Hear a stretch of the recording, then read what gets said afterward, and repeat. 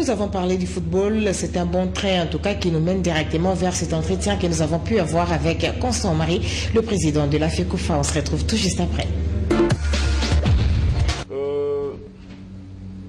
Votre question a plusieurs volets. Le premier volet relatif à la gestion des entraîneurs. Je le dis en passant ici. Nous avons mis sur pied des staffs techniques des équipes nationales. Mais la finalisation des contrats, c'est-à-dire la signature des contrats, comme vous le savez, quand nous parlons de l'équipe nationale, nous avons une cogestion. Il y a, même au niveau de la signature du contrat, la FECOFA signe, les intéressés signent, la FECOFA contresigne, le gouvernement signe aussi. Donc il y a la consignation. Et qui paye, c'est le gouvernement.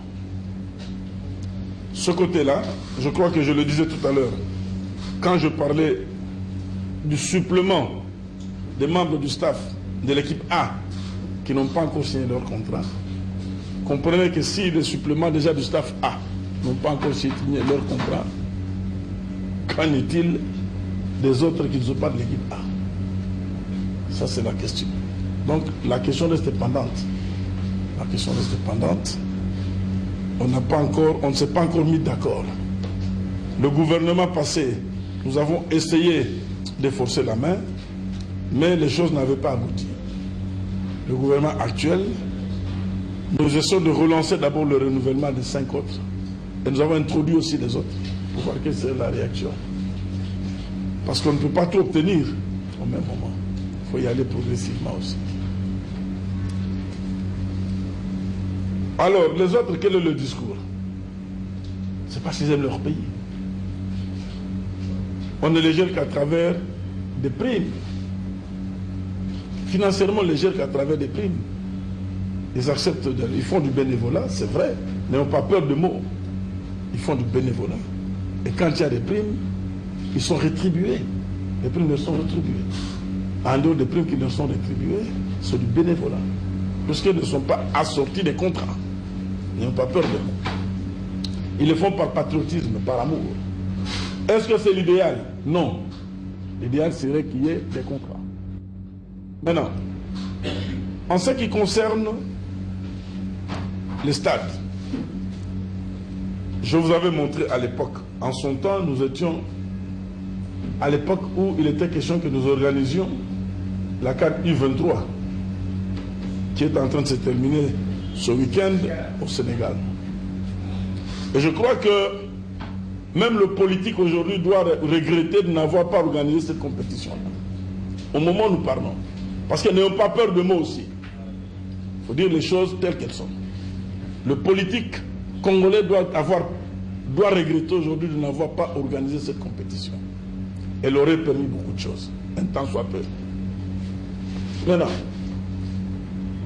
à ce moment-là, puisque nous étions dans cette dynamique, il nous avait été demandé de pouvoir présenter, de conduire avec le BSECO, ensemble, le processus de réhabilitation du stade. C'est comme ça que nous avions prévu. Initialement, il y avait à Kinshasa le stade Tata Raphaël, le stade Cardinal Maloula, il y avait le stade de Martyr. À Lubumbashi, il y avait le stade de la Kenya, il y avait le stade municipal. Oui, voilà. Est-ce qu'il appartient à la FECOFA de faire des économies, de faire des économies au gouvernement? Parce que Florent Ibenge a signé pour l'équipe senior A. Et on sait que par les passés, le gouvernement a fait signer un entraîneur de l'équipe nationale senior A et un entraîneur pour l'équipe Chan. Est-ce qu'il ne faudrait pas penser aussi à revaloriser son contrat en ce moment? Parce qu'on pourrait parler aussi d'une surcharge qui, du point de vue financier, n'apporte rien à cet entraîneur. Toujours dans le même sens, il y a un problème aussi parce qu'il y a beaucoup de gens, il y a même beaucoup d'entraîneurs qui se plaignent, qui disent que non, il y a l'entraîneur Florent Ibenge qui a avec club, qui a l'équipe Léopard A et qui a l'équipe Chan. C'est un gourmand. Alors, il y a même des gens qui sont prêts à les rentrer dedans. Il y a cumul. Alors, je ne sais pas, monsieur le Président. Écoutez, je ne suis pas je ne fais pas partie de la corporation des entraîneurs. Et je n'en ai pas les aptitudes ou les prétentions. Du moins, je n'en ai pas les aptitudes et les prétentions. Mais je pense que, vous savez, nous nous connaissons, nous Congolais. Quand quelqu'un fait quelque chose, tout le monde croit que c'est facile. C'est l'œuvre de Christophe Colomb. C'est facile. Mais quand vous mettez la même personne qui fait des bruits sur le terrain, vous vous rendez compte qu'il n'arrive pas à réaliser ce que l'autre a fait. Et je ne voudrais pas entretenir ce quiproquo au sein de la corporation. Jusqu'à preuve du contraire, nous continuons à l'utiliser. Bien sûr que nous recevons de gauche à droite ce que vous dites là, nous entendons aussi. Au moment opportun, nous allons l'examiner avec lui. Mais, jusqu'à preuve du contraire, la FECOFA continue à faire. Dis-moi, l'État paye chaque mois, quand c'est payé régulièrement, même quand il y a des arriérés, l'État paye. Chaque mois, il est payé. Maintenant, il y a quelques arriérés, mais il sera payé. Et quand on paye, on récupère. L'État paye. Bon, il n'a que 2 matchs ou 3 matchs par an. Mais dans l'autre, l'État continue à payer. Pourquoi ne pas faire ça? Vous n'avez pas des économies qu'on veut faire des économies. Pourquoi ne pas le faire? Bien sûr qu'à travers le contrat, puisque son contrat est arrivé à terme et qu'il faut le renouveler, on devra avoir la possibilité juridique de cette ouverture. Mais dans le tas, le fait précède le droit. Mais dans le tas, nous le faisons déjà. Comme on dit, le fait précède le droit. Mais nous le faisons déjà. Mais la réalité aussi, c'est quoi, chers amis? C'est que quand il s'agit d'une équipe nationale, l'attitude qu'on doit avoir dans une corporation, c'est une attitude de communion. C'est une attitude d'union parce qu'il s'agit de l'emblème national. Il ne s'agit pas, ne voyez pas l'individu Florent. Il faut voir ce que représentent ces équipes nationales. Mais quand on commence à réfléchir en termes qu'il est gourmand, ok, je voudrais bien qu'on me présente les mêmes aptitudes, non seulement les mêmes aptitudes, les mêmes statistiques, les mêmes performances, à ce moment-là, qu'on dise que à performance égale, on ne vous a pas pris, on vous a laissé sur le tas, et qu'on continue à utiliser l'autre.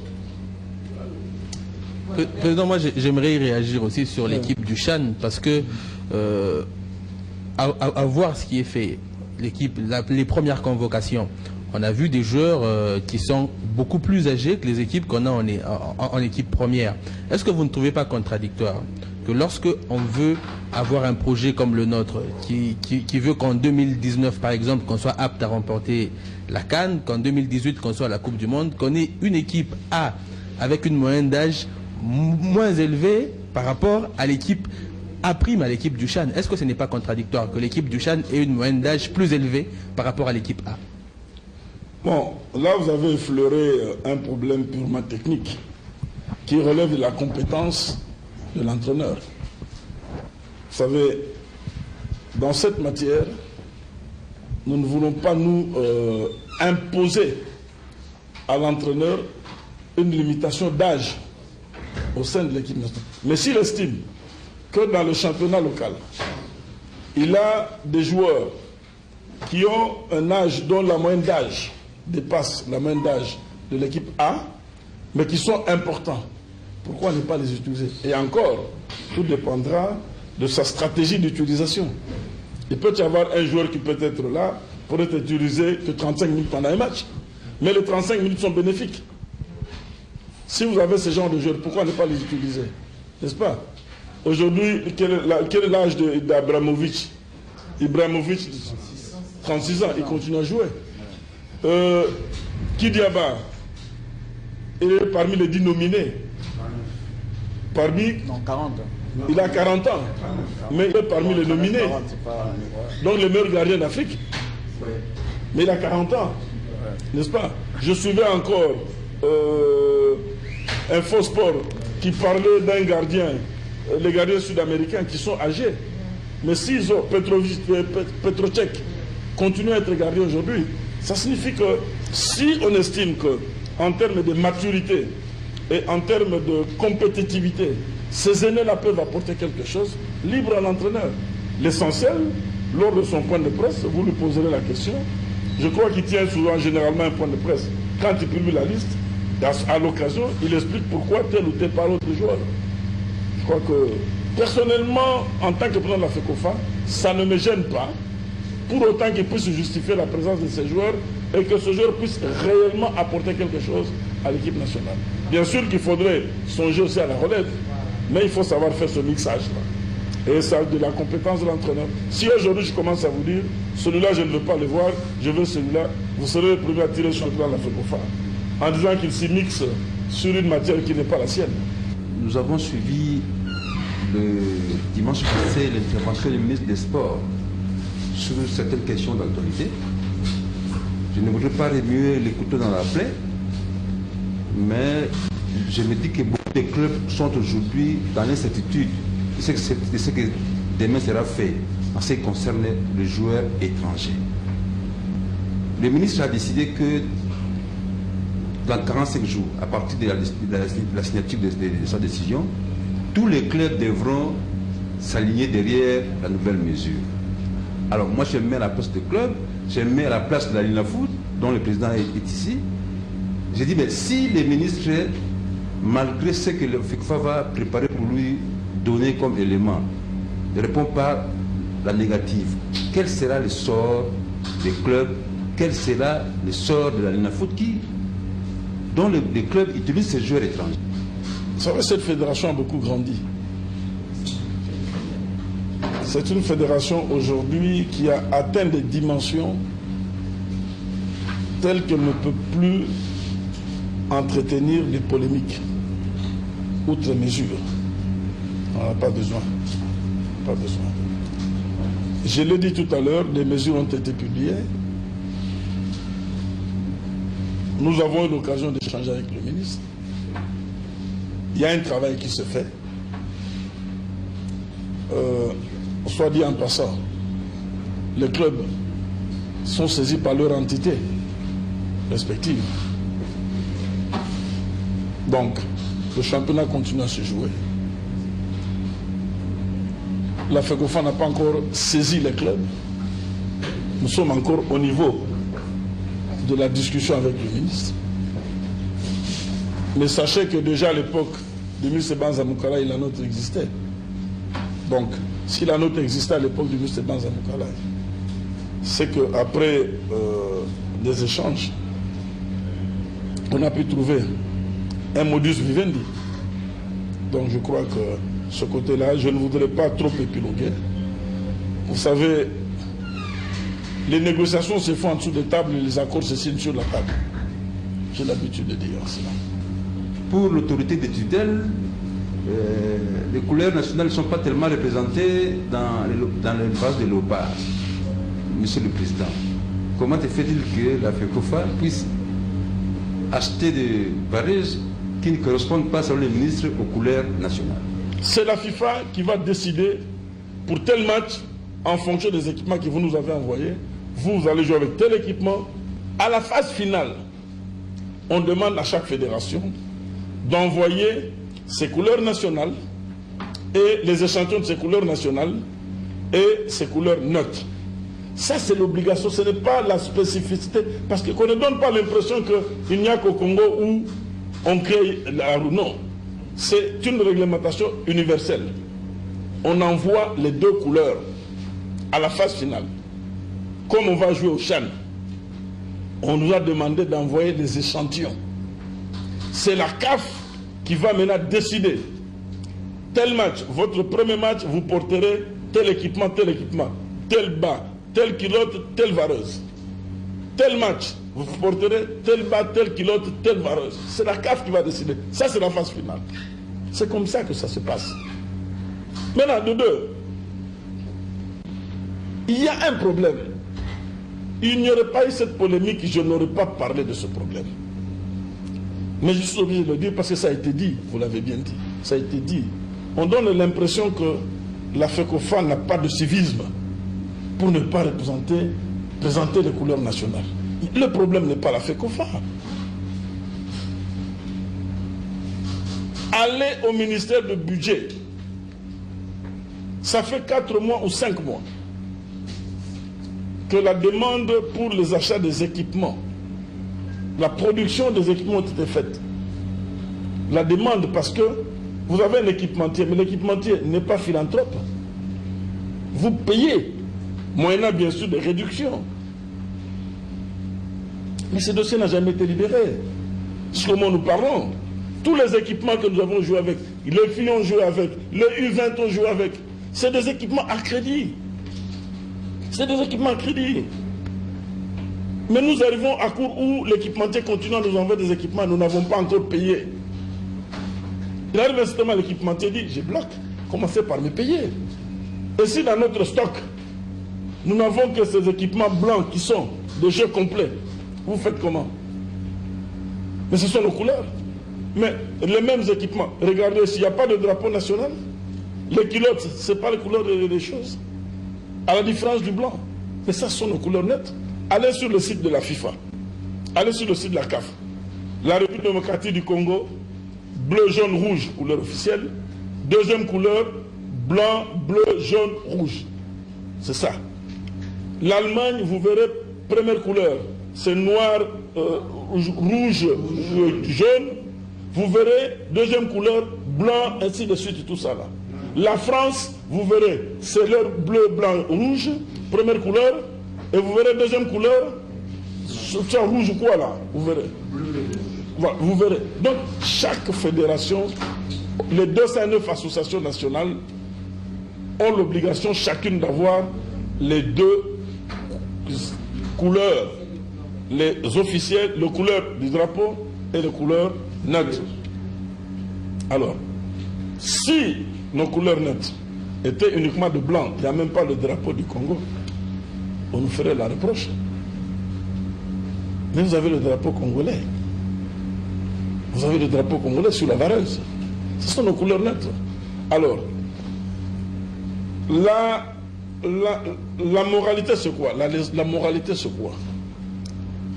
La moralité c'est que nous privilégions le dialogue. S'il y a des constats pareils, si les gens n'ont pas la bonne information, parce que c'est un problème d'information.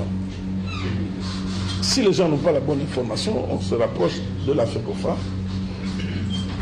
La FECOFA ne privilégie pas les caméras comme moyen de communication et de dialogue. Je dis bien que cette fédération a beaucoup grandi. On a tiré des leçons de toutes les crises qu'il y a eu par le passé. Pour éviter, vous avez suivi que nous faisons un effort.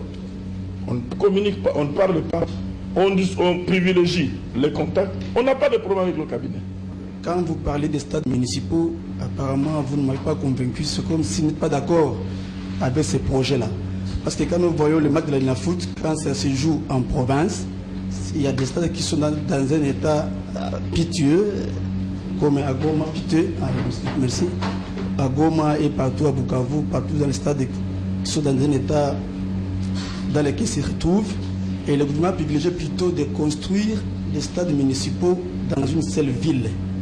Est-ce que ces projets vous convainc, vous particulièrement, vous qui êtes partout de football en RDC? Bon, je pense qu'il faut nous s'il vous plaît, il faut bien répondre, madame. C'est des questions importantes qui nécessitent, il ne faut pas mélanger. La FECOFA n'est pas contre la construction des stades municipaux. Nous avons dit que ce sont des stades de proximité. Ça permet la pratique de développement du football à la base à un certain niveau. 2. Jusqu'à aujourd'hui, on construit à Kinshasa. C'est Kinshasa. On n'a pas encore construit à l'intérieur. Pour que nous voyions quelle serait la capacité de ces stades, le dimensionnement d'abord de ces stades, pour pouvoir abriter. Et ensuite, la capacité d'accueil. Si à l'intérieur, on agrandit la capacité d'accueil, puisque tel que j'ai vu le plan, tel que j'ai vu à la télévision, à l'intérieur, on n'a pas de stade pareil. On n'en aura pas. Mais si on construit à l'intérieur et que ce stade répondait aux dimensions, aux normes requises pour organiser des matchs, pourquoi ne pas organiser des compétitions? Par contre, si vous voulez que je vous convainque, je prends le stade municipal de Matete. Je peux faire jouer le match avec le club de ring là-bas? Non. Je peux faire jouer le match de l'entente ou de cercle. C'est ça ce que je vous dis. C'est utile à un certain niveau, mais ce n'est pas nécessaire pour les A. C'est ce que j'ai dit. Par contre, je reviens sur ce que j'ai dit toujours. Au-delà des stades municipaux, on doit avoir des stades nationaux aux normes. Et cela peut-être, on ne se met pas d'accord avec certaines personnes. Il faudrait avoir des stades aux normes. J'étais content d'aller au stade de Martyr, assister au match Burundi. Mais c'est inachevé. Aujourd'hui, on ne peut plus expliquer pour un stade moderne qu'il y ait 60 000 personnes qui soient assises à même le béton, sous la chaleur. Non. Il faudrait compléter par des sièges. Ce qui a été fait a été bien fait. On a refait la première couronne. Nous encourageons cela. 2. Il faut avoir une tribune VIP. Il faut avoir des sièges tout au-dessus. C'est ce que nous disons. Nous encourageons le gouvernement pour parfaire le travail. Parce que, 3, les vestiaires. Parce que vous n'êtes pas entré dans les vestiaires. Comment expliquer que l'équipe nationale est obligée d'aller au vestiaire de 20 clubs? Donc, rien qu'entre au siffle la mi-temps, vous avez 5 minutes à perdre pour aller tout contourner le stade. Alors qu'il y a des vestiaires qui étaient préposés comme des vestiaires pour les matchs internationaux qui avaient à l'époque été standardisés. C'est là où les Chinois habitent. Donc, ils doivent terminer et restandardiser ces vestiaires pour que, quand le match se termine, dans moins d'une minute, on soit à mesure d'être dans les vestiaires et de ressortir. C'est ça le problème. Monsieur, moi je suis officier de sécurité des stades au niveau de la FIFA. Ça signifie que mon travail au niveau de la FIFA, je travaille sur la standardisation des stades à travers le monde. Mais pourquoi je ne peux pas prodiguer conseil à notre gouvernement en disant ce que vous avez fait, c'est bien, mais nous devons continuer un peu. Pourquoi on ne peut pas le dire? Quand on le dit, c'est mauvais. Ce que nous avons fait, c'est bien, nous acceptons. Mais continuons un peu. Ce n'est pas normal qu'aujourd'hui, en 2016, que nous ayons des gens, 60 000 personnes assises à même le béton. En fait, vous ne vous rendez pas compte, par exemple. Vous ne vous rendez pas compte. Mais quand les gens s'énervent et se mettent à jeter quand ils sont dessus, mais vous ne savez pas quelle est la part de la chaleur de ce béton-là dans le comportement du public. Parce que le confort influe automatiquement un certain civisme. Mais c'est que vous oubliez. C'est-à-dire qu'on peut combattre l'incivisme, en améliorant le confort. C'est tout. C'est ce que nous disons. Quand vous voyez des gens venir en costume, en cravate, que j'apprécie d'ailleurs. L'autre jour, si vous voyez quelqu'un en costume, en cravate, venir commencer à jeter des urines par-ci, par-là. Non. Donc ce qui est fait est bien fait. Mais il faut terminer le travail. C'est ce que nous disons. Si on a 1 ou 2 stades comme ça à travers le pays, on les quitte. Les stades municipaux nous permettent des compétitions, des proximités, les ententes, les cercles. Ça c'est bien. Mais à travers les provinces, ça peut nous permettre d'habiter même les matchs de la foot. Si la capacité d'accueil du public est grande. La dernière CAN, nous étions 3e. C'est une aubaine pour la FECOFA. L'année passée, nous avons joué la finale. C'est une aubaine pour la FECOFA. Donc, l'année est en train de s'achever.